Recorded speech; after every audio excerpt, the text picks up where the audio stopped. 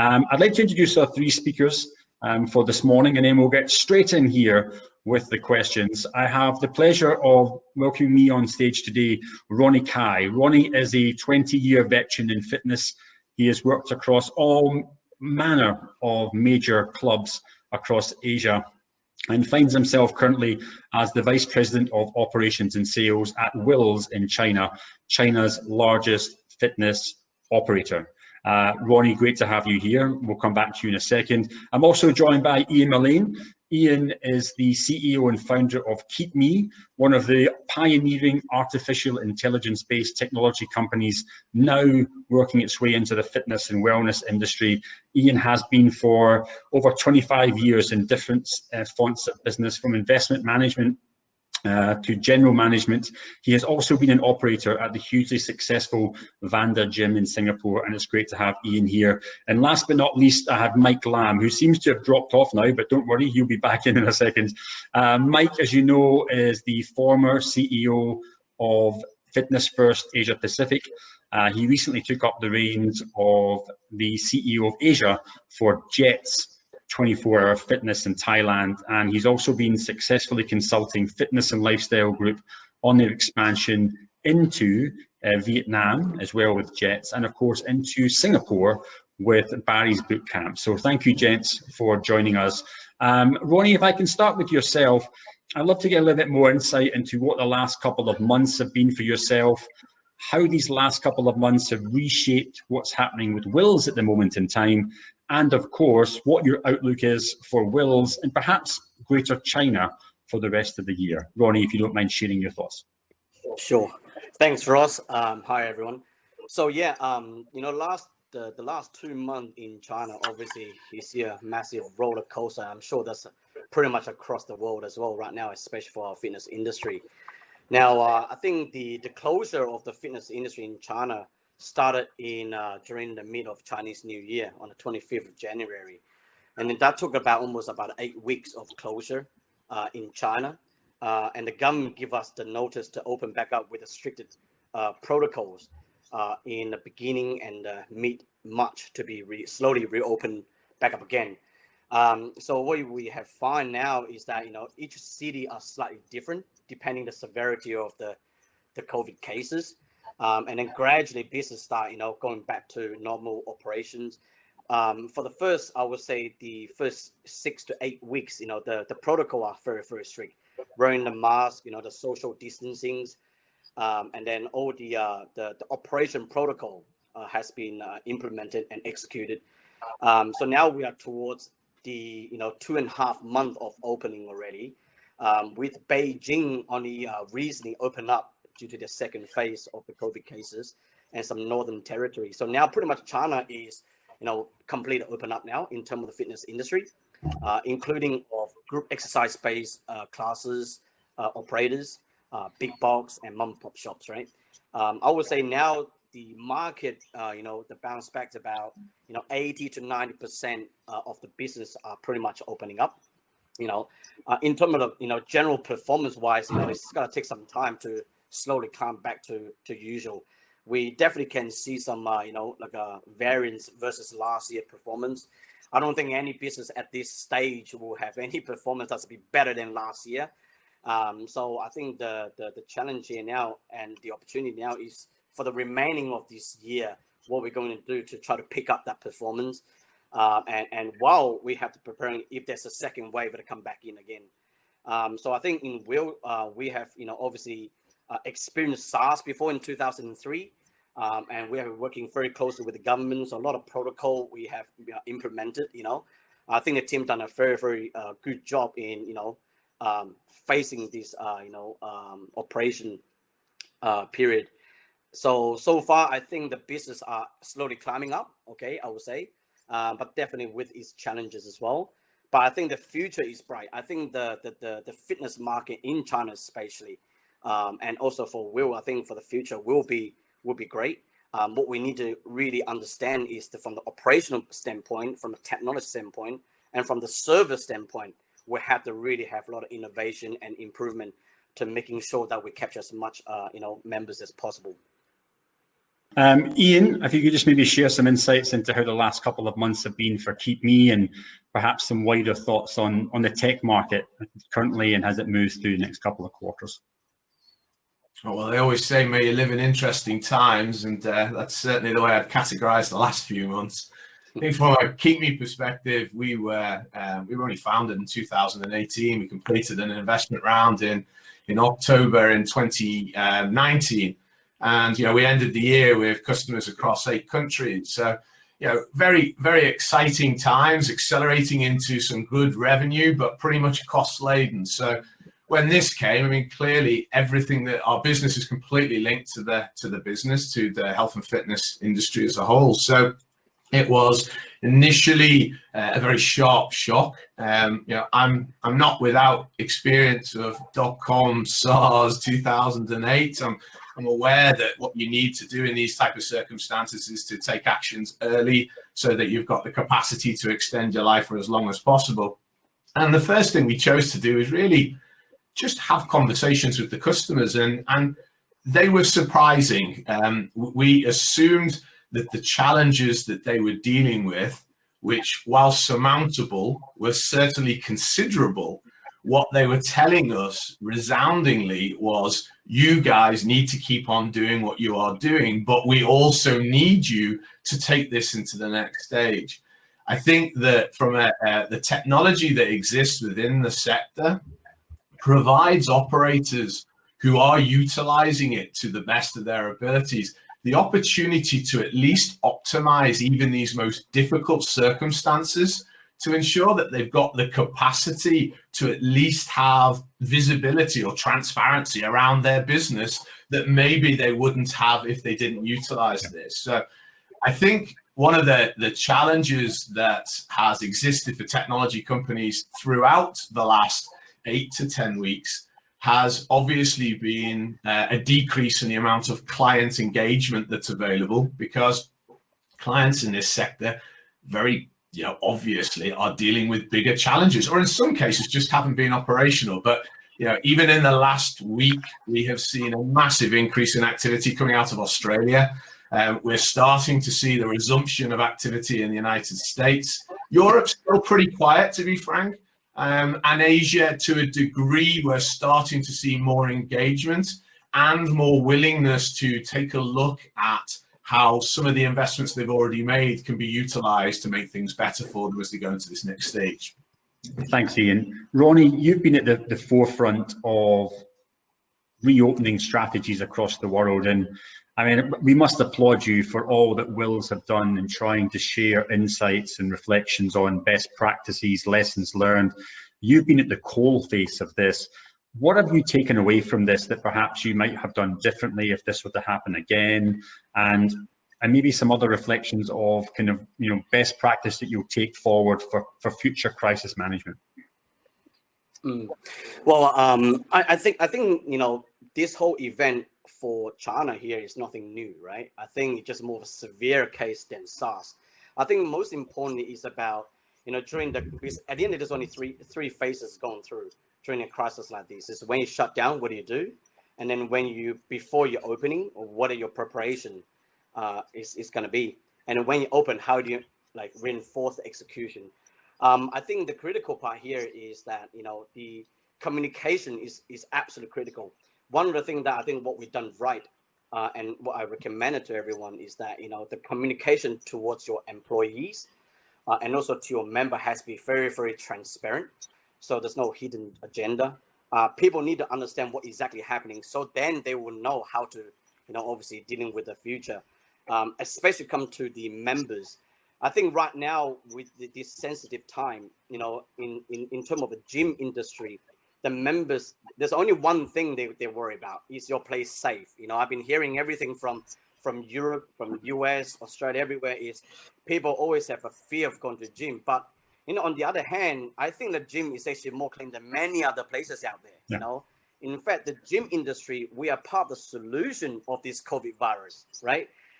So I think our industry has been really underplayed, and what we need to do is to communicate to the outside that the protocol that we've been put in place, okay, the love and care that we're putting into our members, okay, to our employees, ensuring that our environment that they're going to be trained at is got to be a complete safe places.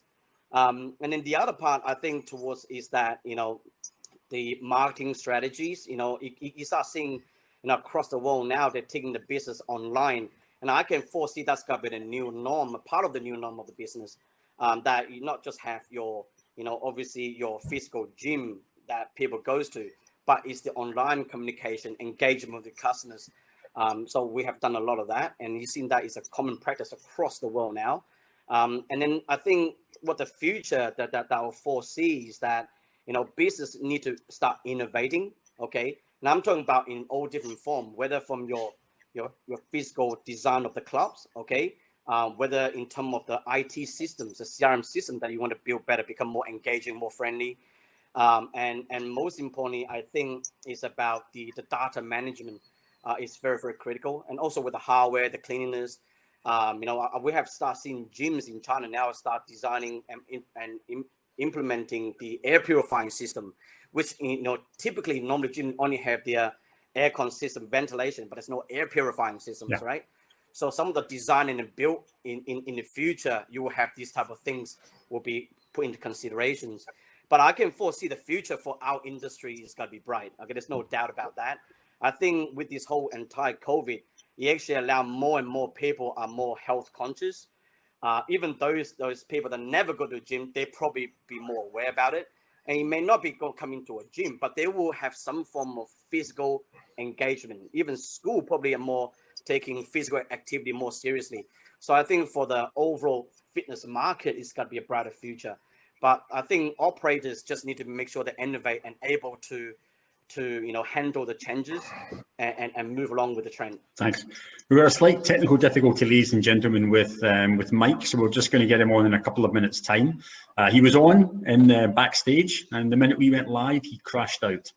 Such is the joy, but we're going to get him back straight away. The next topic of conversation, ladies and gents, you wanted to get into was moving away from, I suppose, what is the here and the now, and looking ahead into the short-term future. What are some of the trends and the outlooks? Now, I think what we've noticed is there seems to be a lot of major changes happening, but the reality is, which of these changes will really be with us for the long term?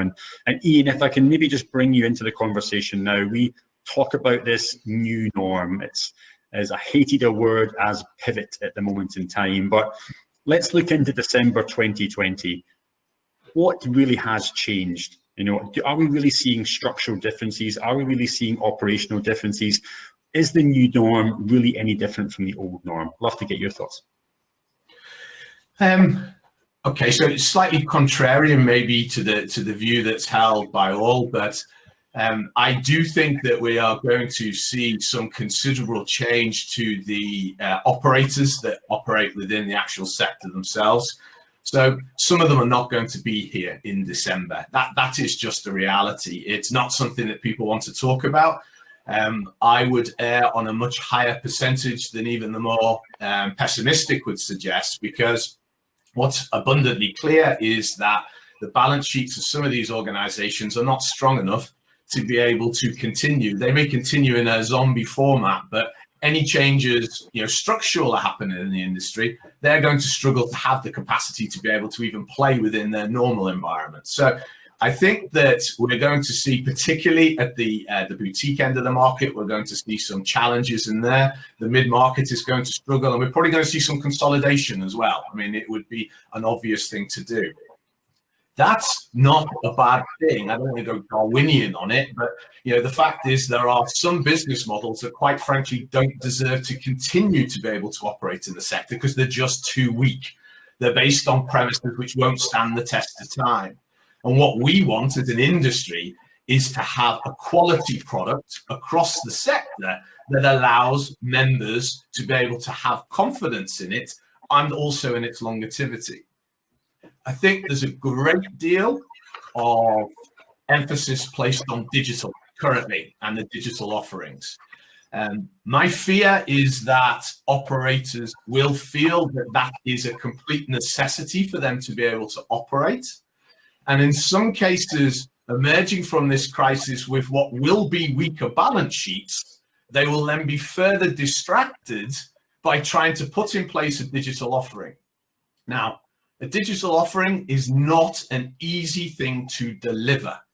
If you were to look at an organization like Peloton, which doesn't see itself as a fitness company, it sees itself as a media production company, it in itself is spending $120 million a year just on the production of its content. It has 2 content executives in there, both of which have over a decade experience in either music IP with Walt Disney or with network television. So my point on this is that digital will play a large part going forward in increasing the engagement of brands with their members. And taking into account the last 12 weeks, it is apparent that that could be incredibly valuable engagement to make sure that we have the capacity to keep them engaged and therefore retain them as members. However, not all brands are going to be strong enough to be able to do that. Not all brands are going to have the technical capacity, and virtually every brand will underestimate the challenges it takes, not only to take a product to market in this area, but to maintain it, keep it fresh, and keep it representative of the business going forward. We did some research just over 5 weeks ago, and what we looked at was, what was the social media activity of the top 25 brands in the world in this sector during this crisis? One would expect that engagement, quantity of posts would be considerably higher, as they're utilizing the one channel, which they would have the capacity to do without any of the limitations. With the exception of one, their engagement and their activity had decreased over that previous period. So as an organization that is struggling to even place sufficient social media content out to engage members, you then need to have a look internally and suggest it may be somewhat of a challenge to do. Now, final point, do I think people should? If you have the capacity, if you have the commitment, and if you have internally the skills to be able to deliver it, then my suggestion is that yes, you do. Because there is going to be the high possibility that what we're going through currently is going to recur again in this year, and possibly again in the next few years in different forms. This is an extremely strong way to continue engagement. And then finally, speaking as a data geek, one of the primary benefits of having a digital tool or a digital offering is that the footprint that your member leaves is comprehensive and can be utilized with the ever-growing quantity of tools to be able to provide you further insights that will be able to aid you in both your commercial and your retention abilities. Thanks, Ian. Ronnie, I know that Wills were very fast out the block when it came to digitally engaging your members on social media with workouts. Yeah. Maybe touch slightly on the digital fitness within Wills, but maybe more so, let's look at, obviously there will be capital constraints by some of the larger operators given their reduced revenue streams. Where do you think that operators could and should invest for growth or even more stability in 2020? Okay, so follow through what Ian has mentioned earlier. I totally agree with his comment on in terms of the investment in the technology sector.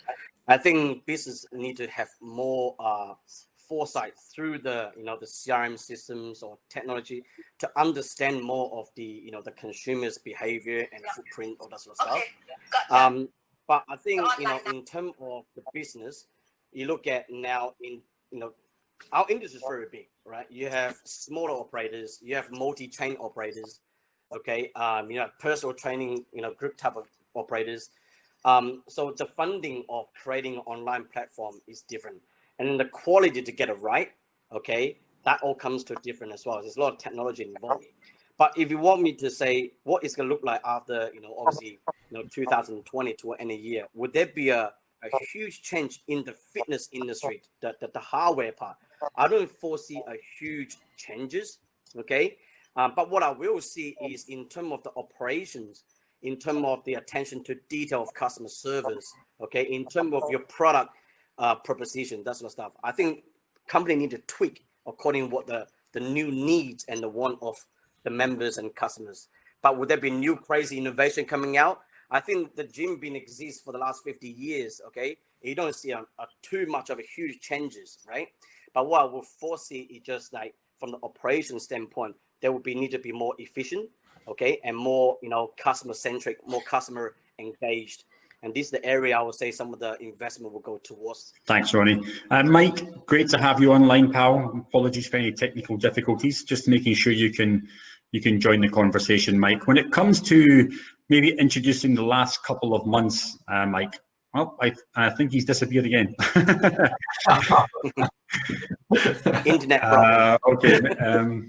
We'll do our best, ladies and gentlemen, to get Mike. He seems to be here and then off. Ian, a little bit more about investment, I suppose, and how companies can invest. I suppose looking at artificial intelligence and technology, let's move the conversation away from digital fitness into how companies can invest in technology for growth. And where do you obviously think that companies like yourself and other similar companies in the tech space should be primary investments that companies are now making? Well, let's take it back to something which I think is more fundamental in the fact that every single fitness business has within it an asset, and that asset is its data. And it's not been a data, Ronnie's alluded to this already, it's not been something that's really been leveraged to date. The vast majority of the platforms and the systems we have within there tend to be relatively static. They tend to be utilized operationally for some efficiencies, but there's no actual leverage on it. The artificial intelligence, machine learning, that entire area has grown exponentially over the last 4 or 5 years. I think we'd all understand that to be. But there also seems to be some misconceptions out there about what value it could actually present. So let's not look at it from a Keepme perspective. Let's look at it overall from a business perspective.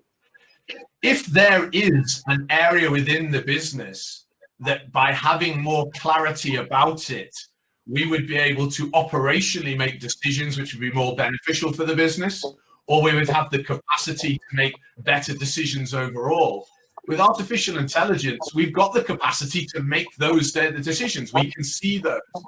The data that exists within these type of businesses now needs to start getting utilized. And an example currently, if you were to take a look at what we are going through, imagine having the probability of knowing with a percentage of around about 95% which of your members currently would be with you when you come out and the impact of each individual day. Imagine if during this entire process, you had the capacity to identify who you should have been speaking to rather than a blanket approach and then having the capacity to keep that going. I see that we've just got Mike back on, and I'm eager for you to get him in on there, Ross. So what I'll do is I'll come off now, see if we can get Mike before he jumps off again. So you go back to you. Thanks, guys. Mike, welcome on board, my friend. Good to have you here. I suppose let's maybe start yes, a question. Sincere apologies for sorry for the technical challenges. No problem at all. I hope you're having fun without me. How have things been at Jets these past couple of months, and how have these past couple of months shaped your opinion on where Jets will go, and maybe perhaps where some of the fitness industry in Southeast Asia will direct to? Yeah, I'm sure I'm not alone in saying it's been an extremely frustrating period. We're still waiting in Thailand for official government announcement that was due yesterday that we can open June the 1st. We're ready and raring to reopen. We've got all our COVID measures in place. Obviously decimated our financial performance this year, so we've had to redo all of our forecasts. We have got our best guess, and that's all it is, as to how the business will perform in the next 3 to 4 months. So we built that into our revised cash flow and performance data. Okay. Do you think the future is bright for Thailand? I mean, obviously you had such an aggressive start to the business, Mike. No doubt that long-term ambition hasn't changed. How do you think fitness in Thailand will change in the coming months? I don't want this to sound too bullish, but I genuinely feel that across the world, fitness will bounce back strong. There's absolutely no reason why we wouldn't. People will be cautious. They'll be cautious. Those that are intrinsically, through their nature, more cautious, and therefore they don't want the close contact. There'll be a little bit of easing back into full steam, but those who want to get back into fitness will get back into fitness. So we're building our entire model on 3 to 4 months full recovery. Okay, and Mike, just sticking with you just now, I know that you obviously have openings now in Vietnam through part of your, and of course with the sister company at Centurion. What are some of the lessons that you've learned from Vietnam in terms of your planning for reopening? How has that materialized? Is there anything that you've done differently, or have you managed to successfully map it out? And will that strategy be more or less the same for Thailand?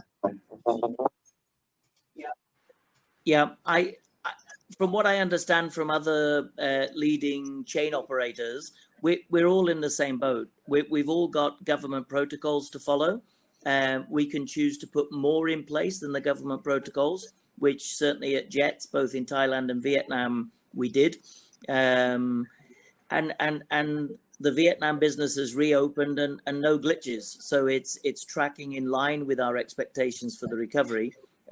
So fingers crossed, Thailand will. Okay, and one last question, Mike, before I bring Ronnie back into the stage. We talked about where should companies, and certainly operators, where should they be investing for growth across the rest of the year? You obviously have capital constraints. The investors, perhaps obviously being long-term, might be a little bit conscious of not deploying too much capital. Where could and would someone like Jets or other gyms see return on any investment this year? If I've understood the question correctly, most owning companies obviously will have had their cash resources depleted, just getting through these last 3 months. Therefore, I imagine FLG and Jets in particular have had to readjust their opening forecast based on less cash available. And it'll just be who's got the most cash in the bank to deploy. I don't think any particular market has changed in its dynamics as a result of COVID. So whatever was the case 4 months ago, where you would have put your cash, frankly, I think the same applies today. Thanks, Mike. Ronnie, let's maybe talk a little bit about this growing, I wouldn't say trend, it's not a trend yet, the inclusion of digital fitness into your normal membership services. How will the traditional membership model evolve in the coming months to either include or exclude digital fitness? What are your thoughts on that? This one here is an interesting part because, now you have seen the digital world like Peloton, Mirror, and Tonal. In China, we have a platform called Keep, okay? And they are doing super successful. I would say they're the only business in the fitness industry are doing well, the home appliance and equipment, right? So I think for our gym industry to put it online, you need to either partnering with another, supplier or manufacturer that produces the technical part of the equipment, okay, and put that as a complementary to your membership. But to do that is not a small task. Okay? What we've foreseen is that we will have more online products, okay, online services like live classes, live streaming, what we have done during the COVID closure time, okay, and we probably won't charge them for a fee for a short period of time. I would rather see that as a add-on service towards a membership that you're paying for, okay? Unless if there's a product, like for example, you see that Techno Gym had the newest bike, they are coming pretty much in competition with Peloton. In UK, they're working with Virgin Active. So the bike is a retail product, where people buy and put in the house, and it's a subscription fee of €29 per month to go on live classes that's done by, Virgin Active. Unless there's some form of collaboration like that, okay, then there'll be another channel of income. So my 2 cents is that if you got to go online, depending how is that value looks like, if you got to charge your customer extra for it, okay? Or would that be absorbed into your membership and charge a little bit more premium, and that's an add-on service? Ian, over to you on memberships. You've been tracking membership patterns and behaviours now for many years, both as an operator and of course now as a technology company. How will the traditional membership model evolve? Should it evolve dramatically? A new era of memberships? What do operators have to consider? I don't think that COVID is going to drive a particular fundamental change in this area. I think that what has happened has probably driven the importance of having some predictability around your revenue. So therefore, the membership model would look to present still the best capacity to be able to do that. I certainly wouldn't have wanted to be an operator working on a class package or a pay-as-you-go type model during this period, and wouldn't want to be reopening without that uncertainty. So I don't think we're going to see a considerable change. We may see an increase in the actual adoption of memberships, and we may see some further discounting to try and increase the term that people sign up for, so that that certainty can be bought in during what will probably be a interesting next 18 months relative to what could happen with reinfection, etc. The whole concept of the digital aspect, I think we're likely to see that as a blended offering within the existing membership fee. I think you'd have to be very strong to have the capability to have that as an additional part of your membership. If you want to charge me an extra $20 a month to have a digital aspect, you're then putting yourself in competition with the likes of Peloton and the likes of those ones. And if I am very loyal and very strong to your brand, maybe there's the capacity that would happen. But I would suggest that what we're seeing here is clearly an acceleration of probably what would have happened over the next 2 to 3 years anyway. And it will be the ability to offer a digital offering in conjunction with the membership, which is likely to drive financial performance stronger through higher retention during periods like this, and maybe overall, rather than a net new revenue opportunity, because there will be few that will have the capacity and the capability to execute on that. Thanks. Ronnie, what other trends do you think we will see materialize in Asia before the year end? We've talked about digital fitness, we've touched upon connected fitness, and what else do you think might be coming available either as a business trend or as a consumer trend? Honestly, I think right now, for what we have seen, I mean, seeing in China here, I don't think there will be huge changes what's going forward after the COVID. But first of all, we don't know whether COVID will have a second wave coming back again, all right? But one thing I would say is that, for business, they didn't look at their payment system model, right? Because some of the things that we have foreseen, learning from China here is that in China here, the payment system for membership is all entirely upfront. That's very, very different to the rest of the world, where you got your auto pay billing system, okay? Or your class pass. In China, it's all paying upfront. So what happened is all the members will pay 1 year all the way up to 10 years upfront on a membership, and somehow if they want to cancel, you can get a refund all the money back with a penalty fee. But then I also see business like a boutique studio where they don't have auto pay and they don't pay upfront. They buy class packages, okay? And what we've seen during the COVID time, they're the one that actually suffering the most, because with the government rule coming in here, you say that during the COVID time, you're only allowed to have 50% capacity limit. And then people paying class by class, and that's how you occur your revenue. And during a time like this, they become really impacted. So I can foresee some of the operators that are using class pass or type of payment system, they might transform to either prepay or go into an auto billing type of system. And this is probably more towards a global platform, right? Okay. But in general, I don't think from the fitness industry have too much new different trend. That's what I foresee. If anything, I would say is you will see probably the premium market will find their business opportunity there, and then you will see a large of the low end, the value for money market will be a growing market.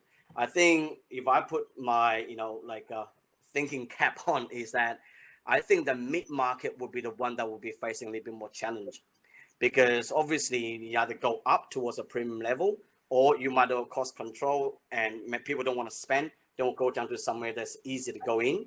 Okay, and opening a cup on the low end is much easier as well. So that's why I can foresee that the market will go towards one up or one go below. Thanks, Ronnie. Ian, I know you've got obviously, I suppose, a more kind of global perspective, given your UK based and your clientele. What trends do you think at the moment will maybe transpire, if not in Asia, but globally, maybe even just solely into Europe before year end? I'm with Ronnie on this, and so the Asia Pacific and the global view, I think, is the same. What we are going to see is a more efficient market. What we are going to see is that the weaker players are no longer operating. So what we are going to see is also probably more operational efficiency. I think organizations are going to learn to do more with less.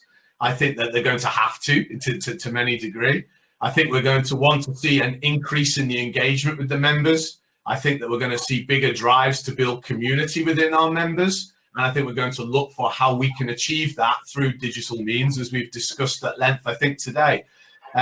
I think as we see some of the core concepts which have existed in the market no longer exist, particularly in the boutique end, we may see that the medium to bigger box operators will start to adapt and adopt some of those particular products within their own offerings.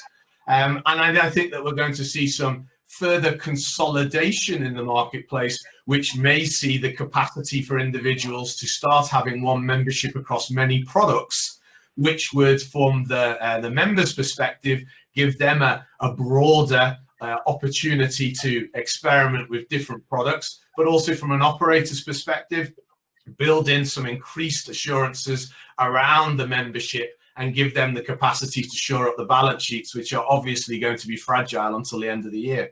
Thanks, Ian. Ladies and gents, we did a bit of analysis over the past couple of weeks, and on Friday, when these recordings are shared, there's a small presentation there that will detail our own thoughts on some of the trends that we are seeing across Asia Pacific. So please have a look at those. And we're about to go into our last topic, which is leadership. Before we do, on the right-hand side, you'll see our polls tab. If you want to click on the polls tab, ladies and gentlemen, and just maybe spend the next 30 seconds filling out those questions. We can come back to them after the leadership questions. Now, Ronnie, let me just bring you in here and talk a little bit about leadership. Now, this has been a challenging time for any business leader and any team leader. What have been your reflections on some of the skills that you've leaned upon, some of the techniques that you've used, some of the lessons learned that you've gained as being a leader in the industry? Well, of course, this is something that I have, obviously never been experienced in the past. 2003, I wasn't in China yet at the time. So I think with this type of important time, one of the key things as being a leader is not to be panicking, okay? Because I think a lot of people are facing a lot of fear, a lot of panic. I think the key is about really sitting down with your team, with any stakeholders, and really put down some proper strategy put in place. And then the other part is about a very transparent and understanding communication to your team, because at the end of the day, the team will be the one that has to be executing your plan, right? And then I think leading by the front is very important. When we open in the club, I think leadership has to be in the front line, engaging with the members to witness and also reinforcing your strategy is executed to what you wanted. Okay, I think that's very, very critical.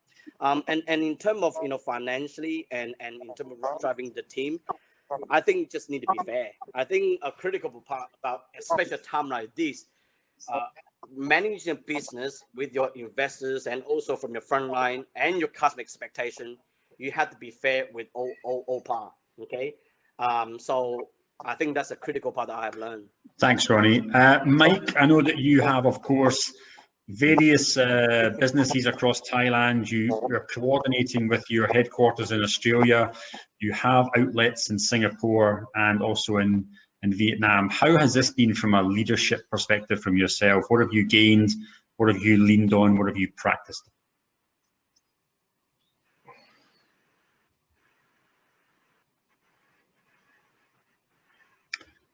Mike? Okay, I'll pause you there. Ian, I'm going to ask you the same question, my friend, and we'll come back to Mike. Ian, same question. I think that what's happened over the last 6 weeks has obviously crystallized everyone's thoughts around the most important capital that we have in the business, and that's the people.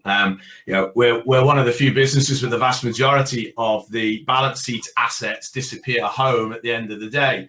And I think that one of the things the industry is going to have to look at post this is to see whether they actually did deliver to their staff the expected that they would have expected from a leadership within this particular time.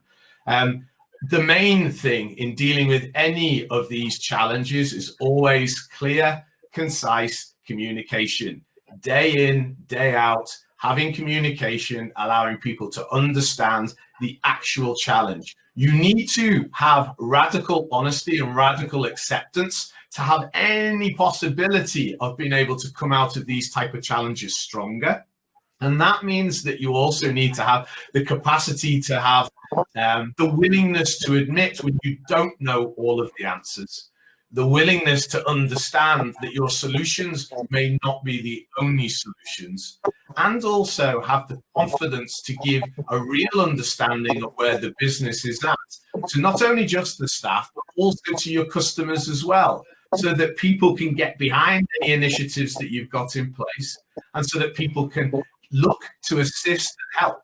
If what we do is to keep the challenges to ourselves, if we do not communicate, we can't expect people to behave in a way which is going to benefit the system, benefit their organization overall. So clear and simple communication on a regular basis, giving everybody a good understanding of the situation, what the business is at, and what the business needs to do to continue is going to be the main important thing to make sure that you grow and prosper during these periods. Thanks, Ian. Mike, your thoughts on leadership practices, challenges, obviously spinning across multiple countries. Love to get your thoughts. Yeah, apologies for the technical issues we're having. I think for me, it was all about the speed of decision making and keeping calm. Ronnie mentioned that, not doing any knee-jerk reactions. Very fortunate. I'm based in KL, managing the team in Thailand. Compliments to Dane Cantwell and the team down there. They've done a great job. It was all about what do our members want, and of course, locked at home, what do they want? They want group exercise at home. They want FX at market. Reassure the members through clear communication about their monthly dues, how we were dealing with that. And then as quick as I can to get through this answer. It was a case, I think, of just ensuring our members trusted us and our staff trusted us. I'm talking about the senior management and the company, that we've got warmth, we've got empathy. And we're all in this together. So I know that's waxing a bit lyrical, but I think that was very, very important during COVID. The team in Thailand, the Jets team, I don't mind sharing with everyone, but they all took a significant haircut on their salaries, significant. And for the senior management team, we expected them to work just as hard. So real acid test of commitment, but everyone rose to the challenge, and we're now looking forward to Thanks, Mike. Looking ahead for the next maybe year, what are you most positively or optimistically looking forward to? I know we all believe, and I personally believe, we're going to have quite a quick rebound in terms of consumer demand. The outlook is bright, but what else are you most looking forward to for our industry going forward?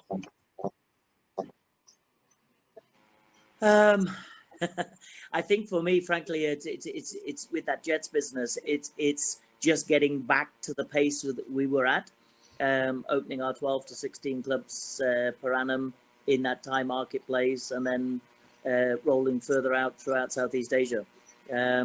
Challenges, it's just all about getting back to where we were, and then obviously getting that momentum and moving forward from there. So sorry, I can't throw any nuggets in there, but it's, you know, of course there's some learning from COVID, from a business perspective, whether or not there's a way of restructuring membership so that if this ever were to happen again, God forbid, we could automatically roll into an automated, let's say 20% of dues without needing member permission. And that gave them access to our suite of in-home exercising. I mean, I know that's a little bit out there, but it's something that's worth food for thought, because obviously any company needs at least a drip feed of revenue. And we've had none for the last 10 weeks, as have multiple other operators, whether it's single operators or chain operators. And it's really, really painful. And my heart goes out to, I guess, the smaller operators, where I think it's been even more tough. Thanks, Mike. Ronnie, perhaps just in a couple of sentences, what are you most looking forward to for the future of our industry? Well, I'm actually more looking to that, you know, there's going to be more people are generally more concerned about their health and wellness. You know, right now, you know, in terms of the global statistic, we still talk about over 80% of people never go to the gym before, right? So I can foresee that our industry going to grow even stronger. And in fact, we're going to have more stores and more sites supplying that big demand. So I think I'm pretty positive about the future, definitely here in China. Thanks. Ian, closing remarks from yourself? I think that, as I've said throughout here, I think there's going to be a slight shakeout in the business over the next 6 to 7 months regarding operators. And I don't think that's a bad thing. I think that that's going to mean that the business, the sector as a whole, is going to come out stronger. I think it's going to come out leaner. I think it's going to come out with more operational efficiencies. And there may also be increased creativity that has had to come and be fostered during this period. And because of that, the industry is also going to benefit from that. So overall, I'm optimistic that what is going to happen in the sector over the next 12 months, we'll see it come out stronger and better. And that's for the good of everybody. Thanks, Ian, and thank you, gents. Much appreciated for all your time. Ladies and gentlemen, that concludes the main stage keynote presentations. Thank you very much for your time in joining us today. Apologies that we didn't get through some of the questions given to us, but I think we touched on several of them as we manoeuvred across the event. We're now going to take a 30-minute break, and the sessions for the content will remain in 30 minutes time. You have a chance for a stretch. You have a chance to network on the networking face-to-face function, and of course you have a chance to go around and meet some of our fantastic exhibitors. For the next sessions at 3:30, our speakers will gather at approximately 3:25 in their respective sessions, and we'll start on the dot in 30 minutes time. Ronnie, Mike, Ian, thank you very much, gents, for your time. Apologies for the connection there, Mike, but we got some good nuggets from you, my friends, so we're very happy with that nonetheless. Thank you again for your time. Godspeed, everybody, and we'll see you just after the break. Take care. Bye-bye. Thank you.